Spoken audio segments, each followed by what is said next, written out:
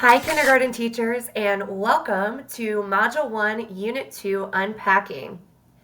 Please go ahead and take some time to gather your materials that we will use for our session. You may want to pull up ILC, located in Class Link. Have your teacher guide in front of you for Module 1. Have some sticky notes, some highlighters, and maybe some paper to take notes on. If you scan the QR code or type in the bit.ly, you will be able to have access to the note catcher that you can use throughout this session. So again, welcome to Module 1, Unit 2, Building Toy Expertise, PLC Deep Dive. I am Sarah Hessen, and I am your kindergarten contact for your elementary curriculum specialist. My email is down below if you have questions or need to reach out about anything. A little bit about me before we begin. I've taught for 7 years between Florida and in North Carolina. I taught grades K2 mostly, and I was finishing up second grade year as I transitioned into this role as the early literacy specialist for CMS. I went to West Virginia University, where that still holds my heart fully, and I cannot wait for college football to be back on, watching College Game Day, drinking my coffee in the morning early on Saturdays. That is my dog Rocco. He is my littlest best friend and the favorite part of my day that I get to come home to. And then lastly, I'm a huge Harry Potter girl, and I love listening to Crime Junkies. So our session agenda is pretty simple. We'll start with a quick opening. We'll do a unit overview. We'll backwards plan, taking a look at the assessment first. We'll take a look at standards and some of the targets. We'll see a lesson or a portion of the lesson in action today, and then we'll have our closing. So starting with our opening, take a look and think back to Module 1, Unit 1, just to recap. Go ahead and pause the video here and think about how your students performed on this Module 1, Unit 1 assessment.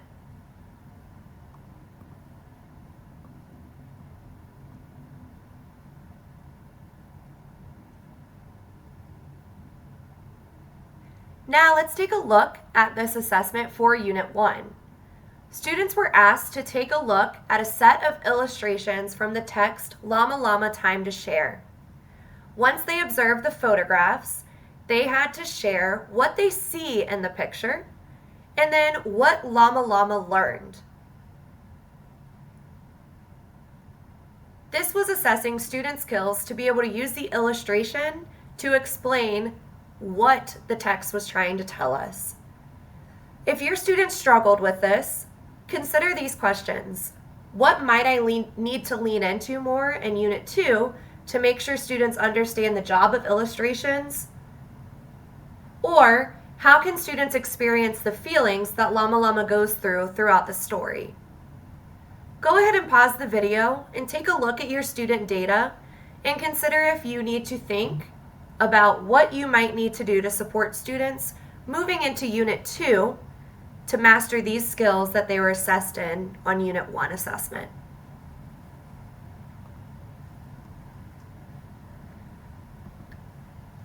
Now that you've had some time to do thinking, one thing to consider is if students had difficulty using those illustrations, think about how you could bring these scenes to life into classrooms so they can really feel how Llama Llama feels throughout the story. This can give students the opportunity to experience these scenes, which may support them when they're observing the picture. You could even have them act out some of these scenes and use that sentence frame. And instead of "in this picture," we could have them say, "in this play, I see," just to be able to share what they were seeing and how they experienced it, to really lean into how Llama Llama was feeling and what Llama Llama was able to learn. Now that we've taken a quick look at our recap of Unit 1, we're going to dive into Unit 2 Overview. Again, this is Module 1, Unit 2, Becoming Toy Experts. So take a minute and pause the video to find your Module 1 Unit 2 overview. When you are in ILC, if you click on Modules and click into Module 1 and scroll down just a little bit, you will see Unit 2 Overview, and it has a picture of Legos behind the number 2. Once you click into that, please return to the video and we will move on to our unpacking. Now that you've had time to locate your Unit 2 overview, we're going to use these 4 quadrants to do some unpacking. When you read your Unit 2 overview, go ahead and consider what will students be excited about, what challenges might students face, what logistical considerations do you need to think through. This can be anything from classroom procedures to student groupings to anchor chart locations. And then lastly, thinking what scaffolds or on-ramps might you need to provide for students to access grade level content. Go ahead and pause the video, read through your Unit 2 overview, and fill in these 4 quadrants on your note catcher. Then return back to the video and press play, and we will share some of my thinking.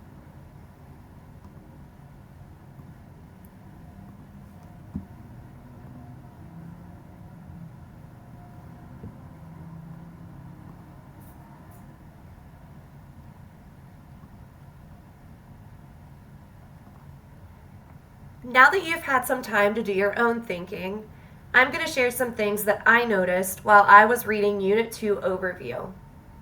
Some things that students are going to be excited about are getting to describe and explore toys, looking at the anchor text for read alouds, but also the recommended text so students can explore the topic even more, drawing and labeling toys, beginning to work on writing, and learning new language or words to describe things. Some challenges that students might encounter: writing. We know kindergarten students and writing is always a difficult thing to start with, but making sure we're teaching students how to write on the lines and letter formation as early on as possible to set them up for success in the future. Some other challenge might be language with the attribute words, some of those color words, size words, shape words, really the texture words. So vocabulary might be a challenge for students. And then lastly, how to categorize toys. So thinking about looking at 2 toys that are similar, maybe 2 of them have wheels. How would they know what to look for to be able to group them together? Next, some logistical considerations. Thinking about the materials and the amount of toys for groups to explore. So asking yourself, how many groups will they need? How many toys do I want them to explore in that time that they're with their group? Schedule or plan for students to explore many different toys to build language of attributes. We don't want students to see the exact same toys every time. So making sure you have a variety that they can select from and explore. During the read aloud, asking yourself if you're going to use a dot cam or how will students get to explore the text with you. And then also considering where your anchor chart locations are going to be, as well as that word wall. Lastly, for some scaffolds, thinking about your vocabulary word wall, adding those visuals to it to support students when they're having conversations with other classmates about toys that they're observing and playing with, anchor charts and adding visuals and maybe texture to them for the texture words, adding sentence starters for conversations, doing the mini language dives that are within the lesson narrative, and then consider grouping of students and how you are going to group those students. Continuing with our unpacking, we're going to take a look at the 4 T's for Module 1, Unit 2. Each module and each unit has the 4 T's to dive a little bit deeper into a closer look at a whole picture of what students will explore in this unit. So our topic is building toy expertise. Students will get in those expert groups and really become expert on certain toys. Their task, they will write about the classroom toy they prefer. Their targets, use a combination of drawing, dictating, and writing to compose an opinion piece, which again is explaining what toy they prefer. Identify real-life connections between words and their use. Use words and phrases acquired through conversations, reading, and being read to. Participate in collaborative conversations with diverse partners. And all of this is going to be happening around our anchor text of Toys Galore.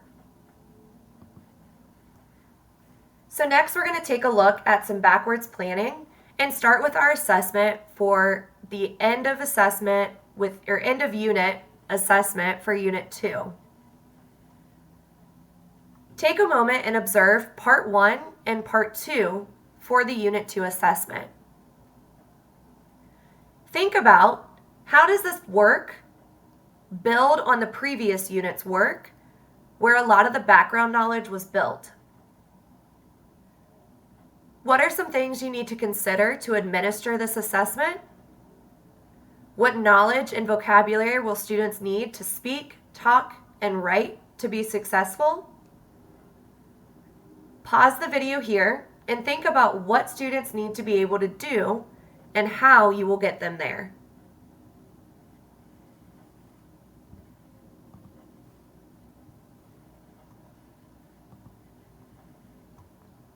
Taking a look at just Part 1 of the assessment, which is where students are writing their opinion piece for which of these classroom toys do you prefer. Students have had enough time to explore and play with toys in each group. As you work with students throughout this unit, make sure to use that language such as the word prefer so they have practice using it correctly. Students will get to write and circle the toy that they prefer. Next, taking a look at Part 2, draw the classroom toy you prefer, write at least one word to describe the toy. Really thinking through your anchor charts and how you can bring those to life.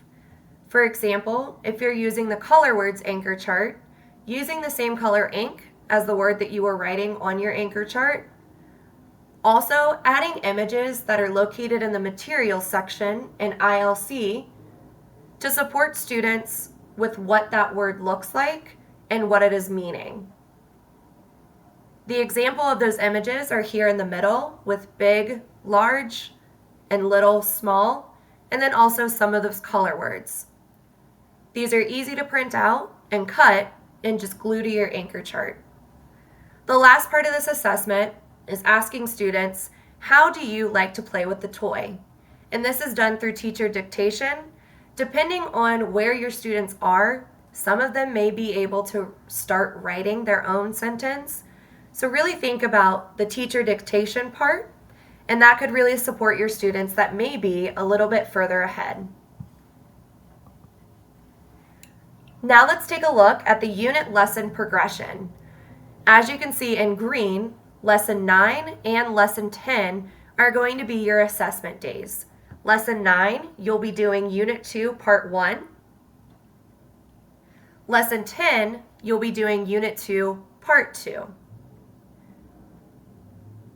Lessons 1 through 8 are going to continue to build on one another to provide students with experiences and knowledge that they will apply in these unit assessments. Throughout all of these units, you can see describing the color and size of toys, describing the shape and texture of toys, describing toys, toy preferences.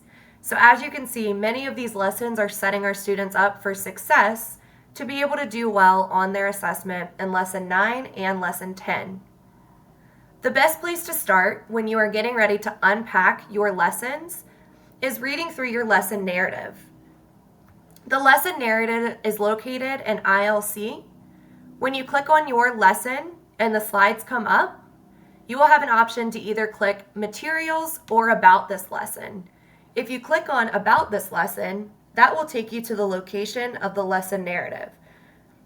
It's also located in your manual if you prefer to have the actual text in front of you. Going through and reading your lesson narrative and considering what are the teacher actions and what are the student actions are going to help you really internalize the lesson, so that way you can make those decisions on how to teach this lesson based on what your students need. Consider looking for the student outcomes first and then looking for the teacher actions to see how they align. This next slide is showing us the list of all of the learning targets for Unit 2. Starting off with Lesson 1, you can see the learning target is pretty simple, but making sure we're still unpacking it and adding visuals to our learning targets so students can understand what is the purpose of today and what am I going to do. As the lessons progress, you can see how they end up having 2 learning targets and they're continuing to build on one another, whether it's through conversation, drawing pictures, using words to describe toys. And again, highlighted in yellow are your Lesson 9 and Lesson 10, where your unit assessments will be.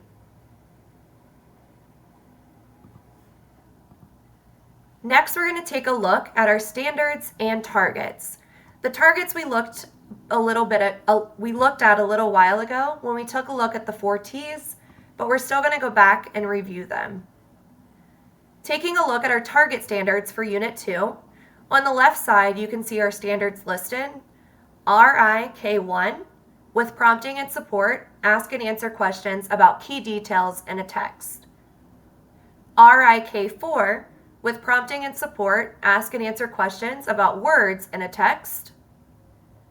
LK6, use words and phrases learned through conversations, reading, and being read to, and responding to texts.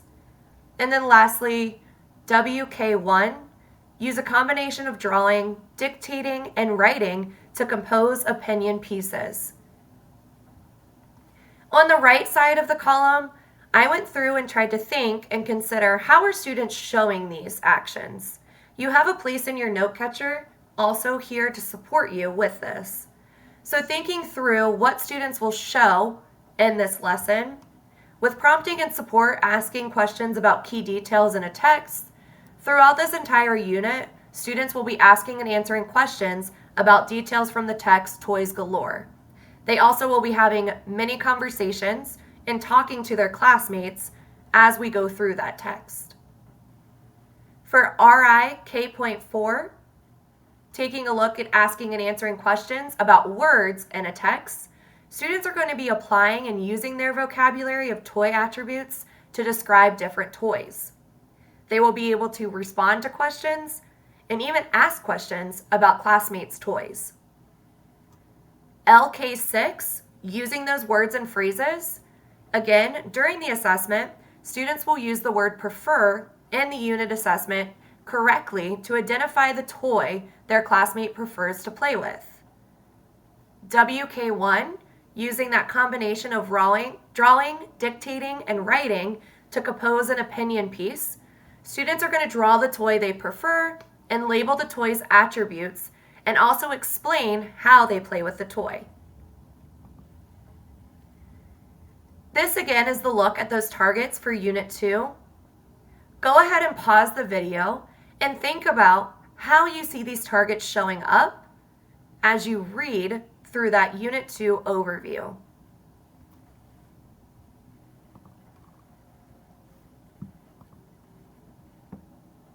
Next, we're going to take a look and see a part of a lesson in action.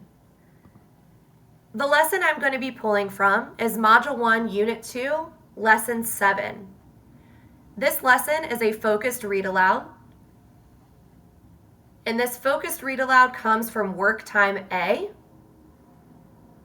And in this read aloud, you will see the text Toys Galore being used, and it's reading aloud pages 12 through 23. Go ahead and take a minute to pause the video and pull up Unit 2, Lesson 7 and locate the lesson narrative so you can go ahead and annotate and look for teacher actions and student actions. One way to do this is to use two different color highlighters and go through and highlight in one color the teacher actions and another color the student actions.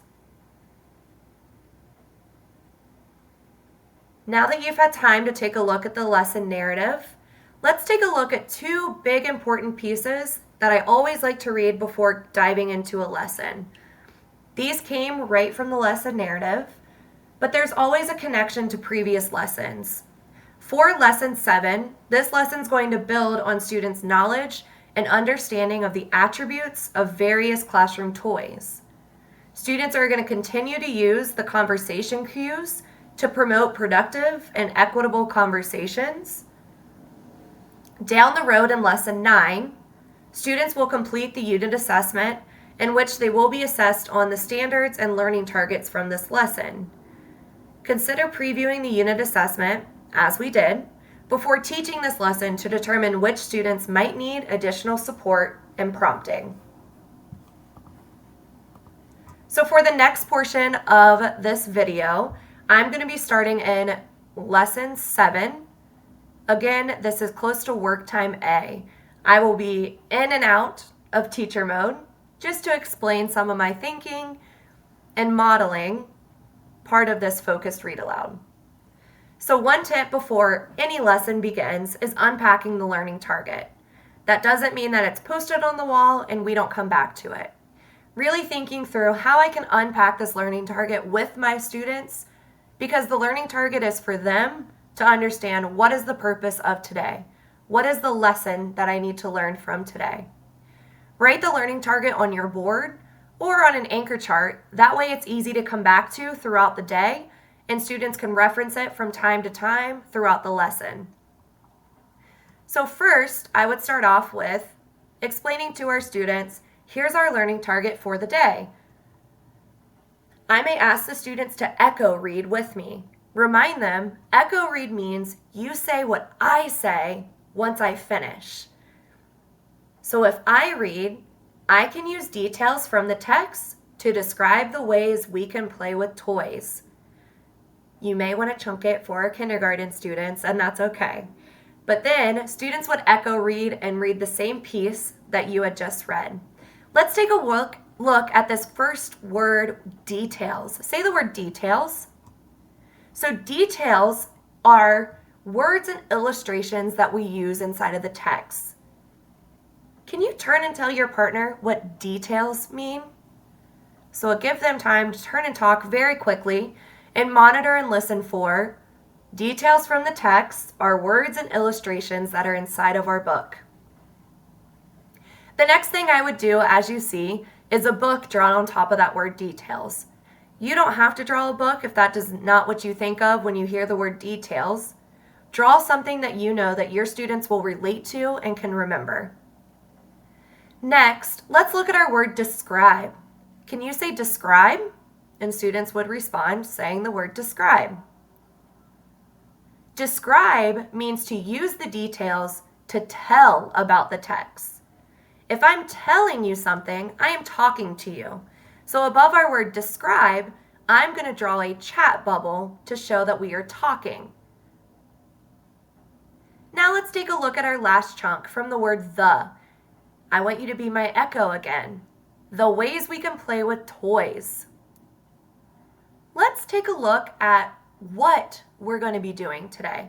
What are we describing? Yes, we're describing the ways we can play with toys.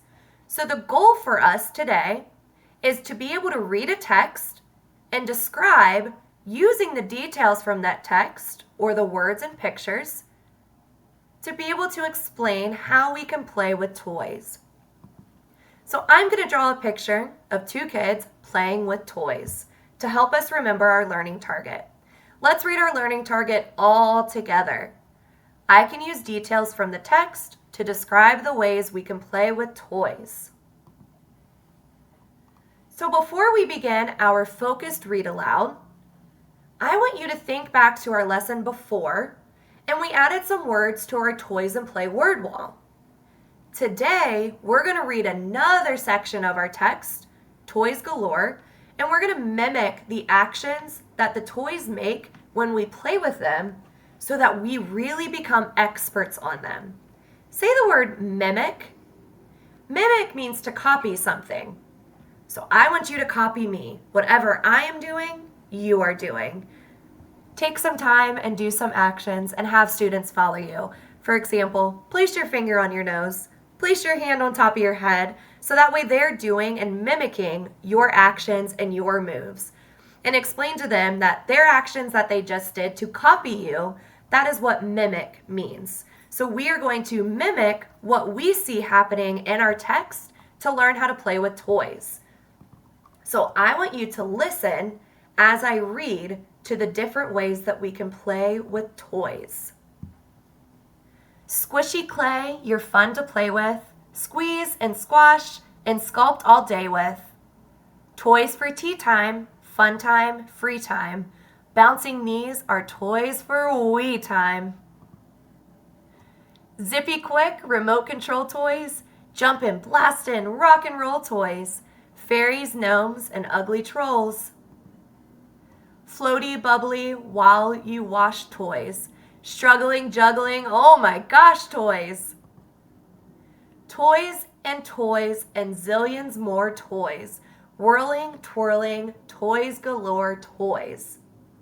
So stopping on this page, I want you to look at this red page, and I'm noticing a lot of toys with some wheels on this page. What toys do you see that have some wheels on this page? Give students some opportunities to respond with the train, the bike. They may even share out with some other toys that they know that have wheels. Then you're going to go back to the author uses words like twirling and whirling to describe some of these toys with wheels and what they do. Listen as I read again, and then I'm going to ask you some questions about a word that I see that I need help with figuring out what it means. So listen as I read. Toys and zillions more toys. Whirling, twirling, toys galore toys. So let's take a look at this page with our word whirling. Inside of this word whirling, I see the word whirl. Say the word whirl. I want you to take a minute and think, what does the word whirl mean? And what would that look like if a toy was whirling? When I say go, I want you to turn and talk to your partner. I would say go, and as my students are sharing, make sure you're walking around to monitor responses and maybe go ahead and select 2 or 3 students that you would like to share out with their responses. So when we come back together, again, I'm going to ask some of my students to share, what does that word whirl mean? Right, whirl means to go around and around. Can you whirl your neck slowly to make it go around and around? Good. Now let's take a look at this next word. This next word in our text is twirling. Say twirling. Now I want you to think about the word twirl. We just looked at our word whirl, means to go around and around. Think about the word twirl. What do you think twirl means? At this point, I may have students turn and talk, or I may just go ahead and ask some of them and call on them to share some of their responses. Twirl means to go around and round. When we use the word whirl and twirl in this sentence, what is it meaning? What is whirling and twirling? Allow students some time to think about their text and observe the illustrations to think, what is whirling and twirling? Right. Toys with wheels are whirling and twirling because the wheels go around and around. So now we know the word twirl and whirl both mean to go around and around. We're going to use these words to our word wall so that way we can use them when we're describing our own toys that go around and around. Let's take a look at some other words that we can use to describe toys that go around and around. When I say go, I want you to share with your partner what are some other words that you know that mean to go around and around. Go. Again, as students are sharing, make sure to monitor their responses and maybe select a few of them to share out, or go ahead and call out some positive things that you're hearing with their responses. So let's go ahead and look at our first word. This first word is roll. Say roll. We can roll toys with wheels to help them move. Roll. Roll means to turn over and over. Let's take a look at our next word. This next word is spin. Say spin. Spin means to go around and around. If you've seen a spin go in circles or a wheel go in circles, it is going around and around. Just like our two other words that we had talked about earlier, whirl and twirl, also mean to go around and around. Our last word that we can use to describe how we play with toys with wheels is push. Say the word push. Push means to move ahead by shoving. Go ahead and make that action with your hands. Pretend you are pushing something to move it ahead by shoving. Kind of like pushing a toy car so it moves. We will also add these words to our word wall so we can continue to use them as we describe toys when we play with them.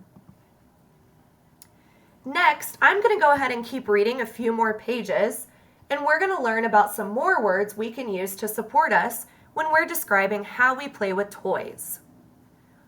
Jump toys, ride toys, slip and slide toys, up and down and side to side toys. Toys for one and toys for all, ping pong, jacks, and basketball. Look out below! Whew, close call. Creaky, squeaky, old-time race car, futuristic out-of-space car, soapbox derby, homemade chase car. So as we take a look at our 2 pages, I'm going to start with this one with a picture of different balls. What are some actions or some words that we would use when we would play with some of those toys?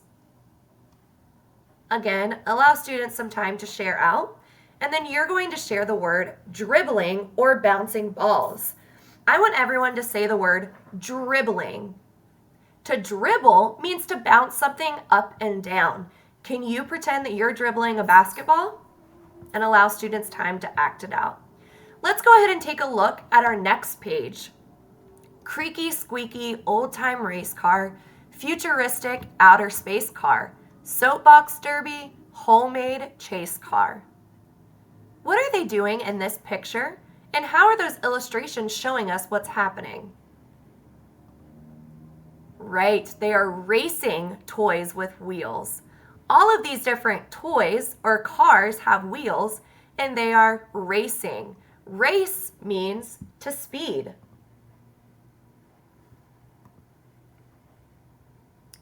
So now that we've done that section of the close read aloud, now what?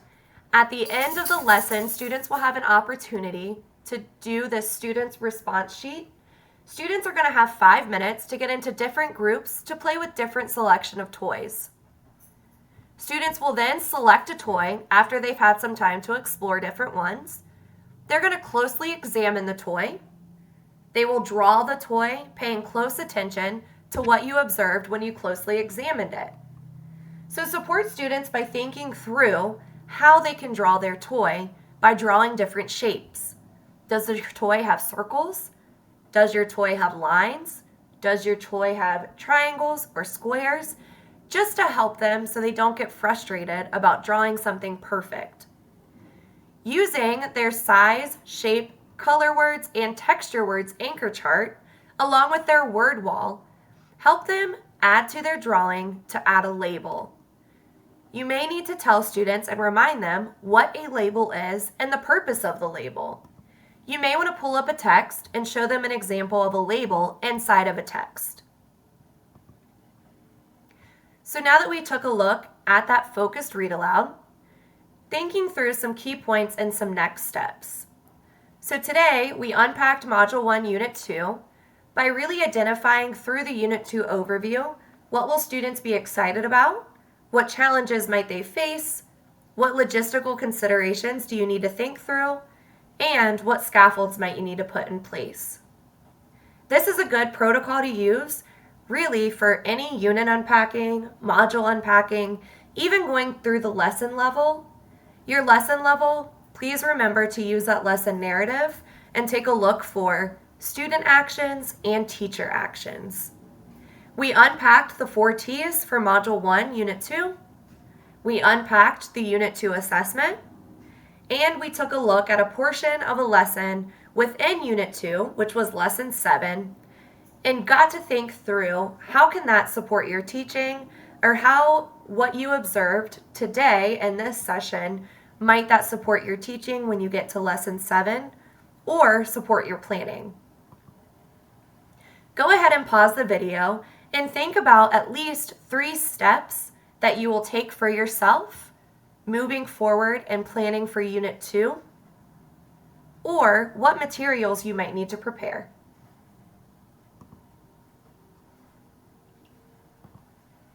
And lastly, after you've added in your next steps, please go ahead and use the bit.ly that's located on the screen, or scan that QR code to take the literacy survey for our kindergarten PLC unpacking. Thank you for watching, and of course, if you have any questions, please send me an email, and you can see my email address located at the bottom of the screen, sarah1.hessen@cms.k12.nc.us. Again, I will be your kindergarten support for this year as your kindergarten elementary curriculum specialist. Thank you.